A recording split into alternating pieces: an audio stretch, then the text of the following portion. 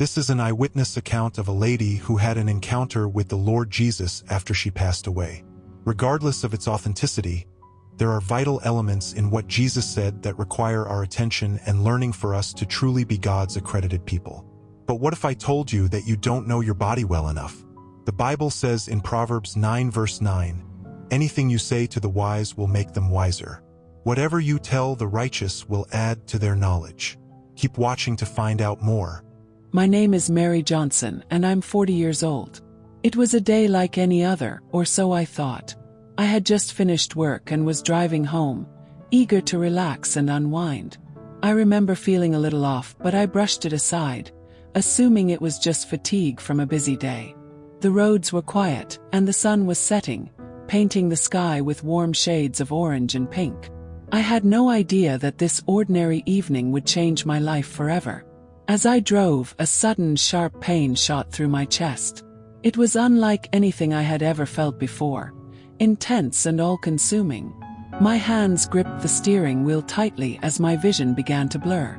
Panic crept in, but before I could make sense of what was happening, everything went dark. When I opened my eyes, I wasn't in the car anymore. I was floating above it. Below me, I saw my own body slumped over the steering wheel, motionless. Paramedics were rushing to the scene, their faces filled with urgency as they worked to save me. The flashing lights of the ambulance illuminated the darkening sky, creating a surreal scene that felt like a dream, or maybe a nightmare.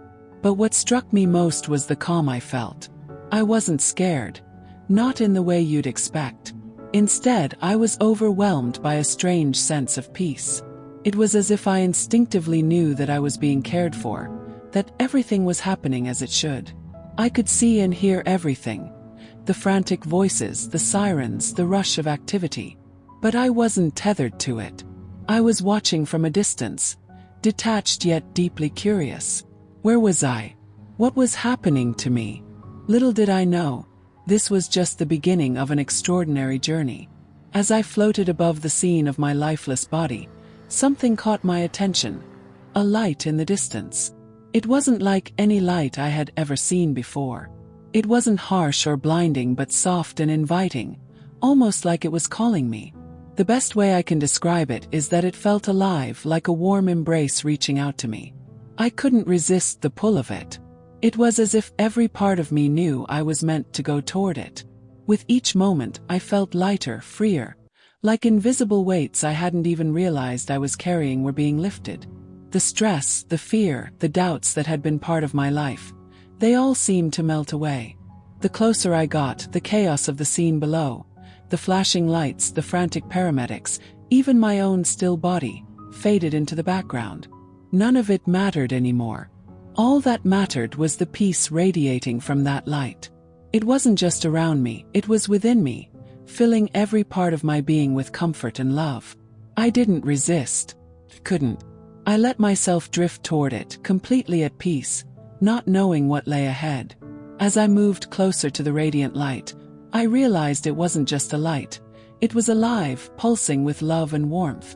The closer I got, the more I felt my entire being enveloped in peace. It wasn't just the absence of fear. It was the presence of something far greater. A love so profound it made me want to weep, not out of sadness but pure gratitude. Then I saw him. At first, I felt his presence before I truly saw him. It's hard to explain, but it was as if his essence was everywhere, filling the space around me. And then there he was, Jesus. I knew it was him, not because of any grand introduction, but because every part of my soul recognized him. He radiated a love so pure, so unconditional, that it brought me to my knees. At first he didn't speak, but he didn't need to. His eyes. Oh, his eyes were unlike anything I'd ever seen. They were filled with compassion and understanding. As he looked at me, I felt completely known. Every flaw, every mistake, every triumph, and every struggle. I didn't need to explain any of it. He already knew. In his presence, there was no judgment, no condemnation, only love. It wasn't the kind of love I'd known on earth, which often feels conditional or fleeting. This love was infinite, overwhelming, and healing. It wrapped around me like a warm blanket on a cold day, making me feel safe, whole, and accepted in a way I never thought possible. As he stood there, his silence spoke volumes. It was as if he was saying, "You are enough. You are loved. You always have been." In that moment, all the doubts and fears I'd carried for years, my worries about my worth, my purpose, my failures, just disappeared. They were replaced with a deep sense of belonging and clarity. Finally, he extended his hand to me, not as a command, but as an invitation. "Come closer," he seemed to say. As I stepped forward, I felt an overwhelming sense of peace, as though I was exactly where I was always meant to be. That moment changed everything. I had never felt so loved, so accepted, or so understood. As I stood in awe before Jesus, feeling completely embraced by his love and acceptance, something unexpected happened. His gaze shifted, and he looked at my hands. It wasn't a casual glance. It was intentional, filled with meaning. Gently, he gestured for me to look at them too. I lifted my palms, and to my surprise, I noticed something I'd seen countless times but never thought twice about: a faint M shape formed by the creases on my skin. I had always dismissed it as ordinary, just a natural line everyone has. But now, in his presence, the mark began to glow softly, as though responding to his attention. I looked at him, confused yet curious. Then he spoke.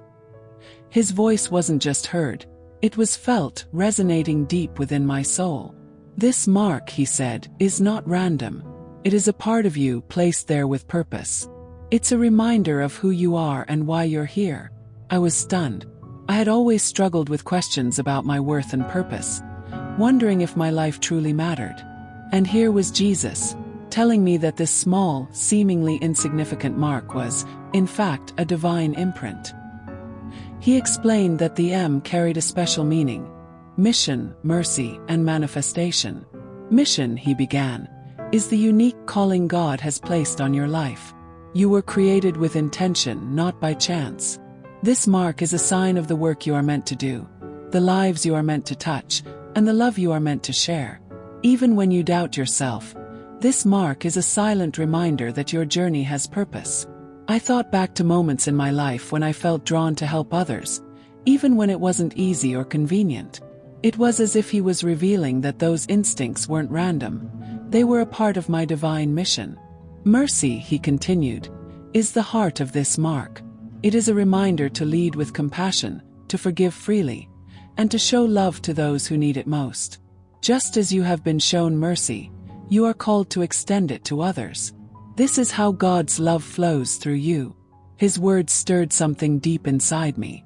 I realized how often I had been hard on myself and others, holding on to grudges or doubts. But in that moment, I understood that mercy wasn't just something to receive.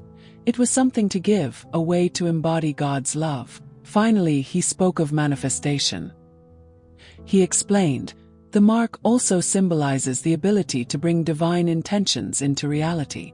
Through your faith and actions, you can manifest God's love in the world. You have the power to create change, to bring light into darkness, and to inspire others to see the divine in themselves. Hearing this filled me with a sense of empowerment I had never felt before. I realized that the M wasn't just a mark on my hands. It was a message written into my being. It wasn't there to remind me of who I wasn't. It was there to remind me of who I was meant to be. As I stood there, Jesus smiled warmly, as if to say, "Now you understand." And I did. The mark was so much more than I had ever imagined. It was a sign of my connection to the divine, a calling to live with purpose, love, and intention. Looking back at my hands, I no longer saw something ordinary. I saw a promise, a divine imprint that told me my life was deeply meaningful, no matter how small or insignificant it sometimes felt. That realization changed the way I viewed not just myself, but the world around me. Before that moment, I had been searching for answers, for meaning, for direction. But now I knew the answers were already with me, written into the very fabric of who I was. The M mark was my reminder, my guide, and my promise from God that I was never alone on this journey. After Jesus revealed the meaning of the M mark on my hands, he gently led me into what I can only describe as a life review. It wasn't like watching a movie or flipping through a photo album. It was so much deeper than that. My entire life began to unfold before me, moment by moment, but not in the way I'd ever experienced before. It wasn't just about seeing what happened. It was about understanding the meaning and impact of my choices. Each scene felt incredibly vivid, more real than any memory I had ever recalled. But what struck me the most was how I could feel everything, not just my emotions but the emotions of those around me. It was as if I was living each moment again, but this time with a much broader perspective. The first memory Jesus showed me was a simple one. A time I stopped to help a stranger whose car had broken down on the side of the road. I had barely thought about it since it happened, but now I could see how that small act of kindness had rippled out in ways I never imagined. The stranger, who had been having a terrible day, went home feeling uplifted. Because of that, he treated his family with extra patience and love, and that positivity carried forward into their lives. I was in awe. How could something so small have such a profound impact? Jesus smiled, as if he could sense my wonder. Every choice matters, he said. Even the ones you think are insignificant. Then he showed me other moments, ones I wasn't as proud of. Times when I had spoken harshly out of frustration or failed to act when I could have helped. I could feel the hurt I had caused. Not in a way that made me feel condemned, but in a way that made me deeply aware of how my actions affected others. It wasn't about punishment. It was about learning. One moment that stood out was an argument I had with a close friend.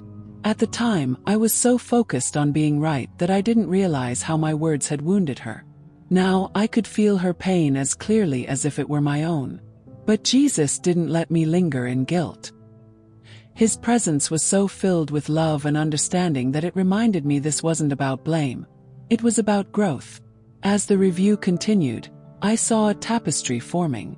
Every choice, every action, every word was like a thread weaving together to create something far greater than I could comprehend. Even the smallest decisions contributed to the bigger picture of my life and how it connected with others. Jesus showed me moments where I had doubted myself, where I thought I wasn't making a difference. But through his eyes, I saw that even in those times, I was still part of a larger plan. The ripple effects of my choices were far-reaching, touching people in ways I couldn't have imagined. Jesus reminded me that while I couldn't change the past, I had the power to shape my future. Every moment is a chance to align your choices with love, he said. The most remarkable part was the connection I felt to everything around me. The trees, the rivers, the flowers. It was as though they were all part of the same divine essence, each one connected to me and to one another. I didn't feel like a visitor in this place. I felt like I belonged. As I continued to move through this realm, I began to sense the presence of others. They weren't like people in the way we see them on earth, but they were unmistakably real, radiant beings, each one glowing with a unique light. Their presence exuded joy and harmony, and I could feel their love as though it was being poured directly into me. They didn't speak with words, but their essence communicated something so profound: acceptance, peace, and unity. I remember feeling an overwhelming sense of awe. This place wasn't just beautiful, it was perfect. There was no fear, no doubt, no pain. Every part of it seemed to radiate God's love, and it was impossible not to feel completely embraced by that love. What struck me most was the unity in this divine space. There were no barriers, no separations. Everything and everyone was interconnected, flowing together in harmony. It was as though the entire realm was one great symphony, and I was a single note within it, essential, yet part of something infinitely greater. Jesus stood beside me, his presence radiant and steady. He smiled as if to say, "This is what you were made for." I realized then that this wasn't just a vision of heaven. It was a reminder of the connection that exists even in our earthly lives. We are all part of this divine unity, even if we don't always see it. In that moment, I felt a peace I had never known. A peace that came from understanding that I was deeply loved and that I belonged to something far greater than myself. As I stood before Jesus in that divine space, feeling his love envelop me, he began to speak. His words weren't just spoken, they seemed to resonate within me, reaching the deepest parts of my heart. There was a calmness in his voice, and yet each word was filled with such profound wisdom and truth. He first spoke about the challenges we face in life. I had often wondered why hardship seemed to follow me, why pain and struggle felt like constant companions. But Jesus gently reminded me that these challenges are not punishments, they are opportunities. Opportunities for growth, for learning, for becoming who we are meant to be. Every trial you endure is an opportunity for your soul to grow, he said. The struggles you face are not there to defeat you. They are there to shape you into the person you are meant to become. His words were a revelation to me. I had always thought of challenges as obstacles, things to avoid. But now I saw them differently. They were stepping stones, each one designed to build strength, character, and resilience.